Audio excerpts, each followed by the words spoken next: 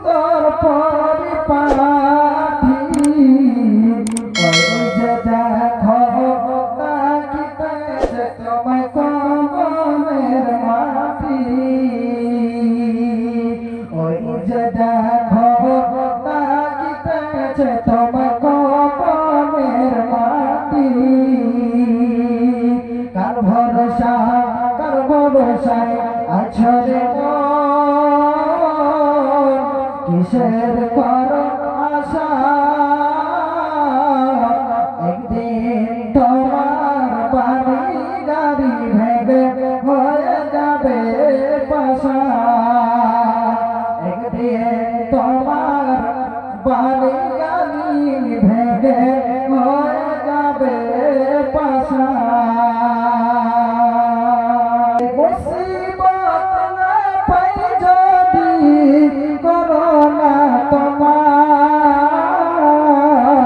কবরে হাসরে কি হবে আমার মুসিবত না পাই যদি করোনা তোমার কবরে হাসরে কি হবে আমার আছি গো ডুবে আমি পাপেরি সাগরে না জানি কি হবে আমারি উপরে মুসিবত না পাই যদি করোনা তোমার কবরে হাসরে কি হবে আমার কবরে হাসরে কি হবে আমার তুমি তো দিয়েছো দেখিয়ে আলোর পথ সেই পথে মিলবে তোমারি রহমত তবে জীবন পথে আমি করলাম জীবন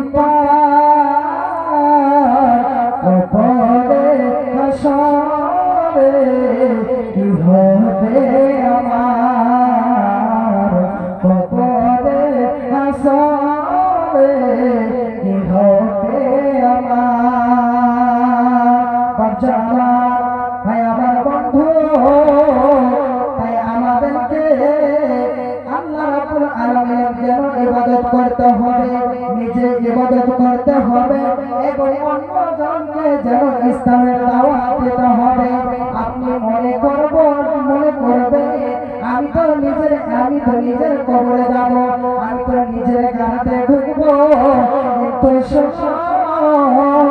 আপনি বাড়িতে নামাজ পড়বেন আপনার ছেলেকে নামাজি থাকবে আপনার স্ত্রী আপনার মেয়ে কিন্তু ওই ছেলের কারণে স্ত্রীর জন্য আপনাকে যেন জাহান্নামের আগুনে পড়তে হবে তাই আপনারা আমাদেরকে নামাজ যেন আদেশ করতে হবে নামাজের দিকে যারা নামাজ পড়ে না ইসলামের মধ্যে এই যে 5টি স্তম্ভ রয়েছে 5টি স্তম্ভের মধ্যে কেউ যদি একটিকে না মানে তাদেরকে যেন মানতে নির্দেশ করতে হবে বিশ্বনবী বলছে ইসলামের মধ্যে 5টি স্তম্ভ রয়েছে তার মধ্যে প্রথম হচ্ছে কালিমা সাক্ষ্য দিতে হবে আল্লাহ ছাড়া ইলাহ কেউ নাই আল্লাহ ছাড়া প্রভু কেউ নাই আল্লাহ ছাড়া আইনদাতা বিধানদাতা কেউ নাই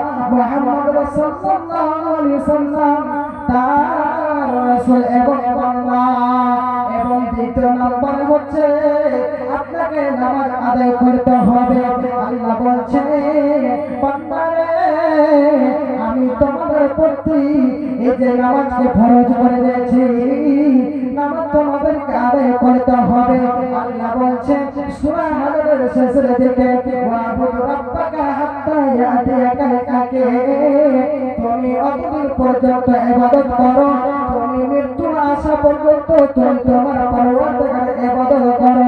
কিন্তু আজকে আমরা নিজের গ্যারান্টি নিয়ে নিচ্ছি 2 বছর বাদ আমরা যেন নামাজ পড়তে আরম্ভ করব। আবার যখন বড় ছেলে যখন ইনকাম করতে শিখে যাবে সেই সময় সে বড় ছেলে ইনকাম করবে, আর আমি দিয়ে দিয়ে যেন মসজিদে গিয়ে তাসবিহ জিকির আদায় করতে থাকবো, আল্লাহ বিল্লাহ করতে থাকবো। তো শুনুন, এই ধারণা আপনার ভুল, এই ধারণা আপনার ভুল। আপনি কখন করবেন কেউ বলতে পারবেন না। আল্লাহ বলছেন বান্দা মৃত্যু আসার আগে আগে তোমরা আমার ইবাদত করে না। তাহলে আমাদেরকে নামাজ আদায় করতে হবে। এই 5টি ভিত্তি বলে আমি আমার বক্তব্য করব। বক্তা চলে এসেছেন। তবে ইসলামের মধ্যে প্রথম হচ্ছে কালিমা, দ্বিতীয় হচ্ছে নামাজ, নামাজ আদায় করতে হবে, তৃতীয় হচ্ছে আপনার রমজানের 1 মাস রোজা, চতুর্থ হচ্ছে আপনার যাকাত প্রদান করতে হবে, পঞ্চম আপনার মাধ্যম বেশি হলে, আপনার টাকা পয়সা হলে আপনাকে বাইতুল্লাহ শরীফের তওয়াফ করতে হবে, আপনাকে কাবা শরীফে আপনাকে তওয়াফ করতে হবে। এটি হচ্ছে 5টি ইসলামের স্তম্ভ। ইসলামের হচ্ছে ভুলিয়া এই ইসলামের 5টি স্তম্ভের মধ্যে একটি যদি কোনো মানুষ যদি না মানে, একটিকে যদি বাতিল করে দেয়, নামাজ পড়ছে রোজা রাখছে না, রোজা রাখছে নামাজ পড়ছে না, দান খায়রাত করছে, যাকাত প্রদান করছে, এই রকম যেন আপনার নামাজ পড়ছে না, তার জন্য ইসলামের মধ্যে নাম থাকবে না। একটিকে যদি বাতিল করে দেয় তার ইসলাম নাম ফিট থেকে বাতিল। তাই আমাদেরকে ইসলামের 5টি স্তম্ভকে আমাদেরকে মেনে চলতে হবে। আল্লাহ রাব্বুল আলামিন এই যে আমাদেরকে ইসলামের ধর্মে আমাদেরকে সৃষ্টি করেছে, আমাদেরকে যেন শুকরিয়া আদায় করতে হবে। কিন্তু আজকে আমরা আফসোস করি, আজকে আমরা মুসলমানের ঘরে জন্ম নিয়ে মুসলিম নাম রেখে আজকে আমরা বেনামাজি, আজকে আমরা ইসলামের মধ্যে টিকে থাকতে পারি না, আজকে আমরা যেন ইসলামের মধ্যে টিকে থাকতে পারি না, উঠতে বসতে যেন আমরা গুনাহ করে ফেলি। এই তো নামাজ তো দূরের কথা, ভুল অনেক করি। তবে আর বেশি সময় নেব না, তবে একটি কবিতা বলে আমি আমার বক্তব্য করব ইনশাআল্লাহ। চাঁদনী রাতে দয়ার নবী এলে ধরাতে,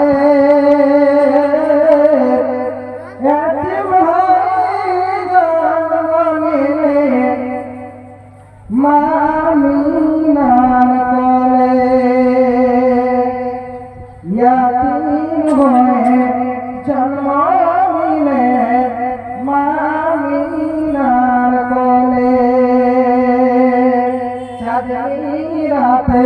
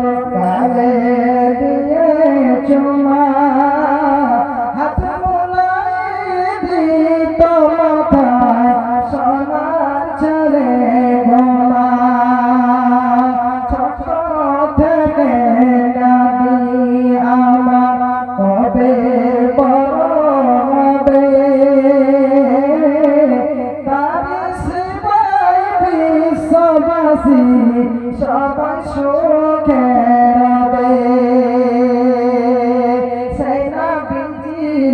ভালোবাসা অন্তরেতে রয়।